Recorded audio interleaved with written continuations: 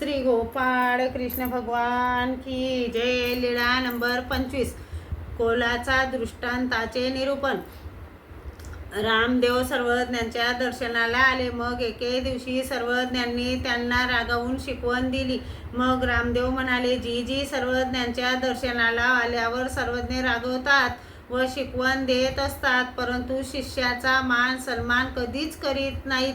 सर्वज्ञ म्हणाले, बंधन नियम पाळा, कोलू ठेवा, मग मान करू। जी जी कोलू म्हणजे काय? सर्वज्ञ म्हणाले, कोणी एकू आचार्य असे तो आपुलेया शिष्याशी सरावू देता चुके, तेथ कोले हाणे का मेळीची शिवी दे, तयासी घाये खंडी ये, एखादा एकू त्रसला जाये, दिसा साता पाचा मागोता ये, तो खडी वाची पासोडी बेसो घाली, या राणे हो बेसा, का पाया पाऊल हो तसे।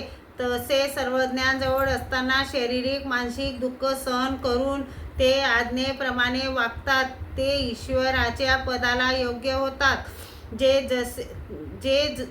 जसे दुःख सहन न करता स्वराचाने वागतात, ते ईश्वर पदाला योग्य होत नाहीत। श्री गोपाळ कृष्ण भगवान की जय।